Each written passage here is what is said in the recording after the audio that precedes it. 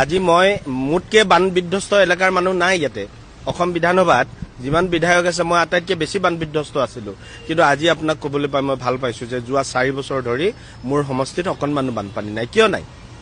এখন চৰকাৰ দিনত কাম কৰিলে পীযুষ হাজৰিকা ডাঙৰীয়া কেশৱ মহন্ত ডাঙৰীয়া আমাৰ সৰ্বানন্দ সোণোৱাল ডাঙৰীয়া আৰু বৰ্তমানৰ মাননীয় মুখ্যমন্ত্ৰী ডক্টৰ হিমন্ত বিশ্ব শৰ্মা ডাঙৰীয়াৰ দিনত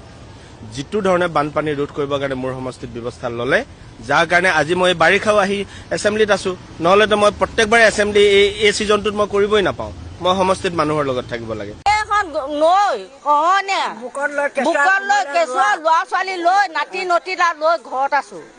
তই চক্ৰ গুগৈ আহিব পাৰে নোৱাৰে এই ঠাণ্ডালে অকণমান চাবলৈ গাঁৱলৈ পাৰে নোৱাৰে তই খালি ভোটটো লাগে ৰাইজক মই ভোটটো লৈছো আলি দিম নৈখন বান্ধি দিম কোনো নৈও বান্ধি নিদিলে আলিও নিদিয়ে ইপিনে টকা দি মাইকী মানুহ আলি অকণমান দিলে এখন তাকো এখন গোৱা খহনীয়া লৈ গৈছে এতিয়া পানীয়ে এই কুকুৰৰ পোৱালি এতিয়া কেলে নাহ আহিব লাগে এতিয়া ঘৰ দুৱাৰ ভাঙি ক'ত মাটি নাই বাৰী নাই কলৈ যাম বাৰু কচোন বাৰু অকণমানতো দেখা দিব লাগে আহি পিনি আমাক চক্ৰ গুগৰি এই পৰলৈকে মানুহ নাই আৰু নাহেও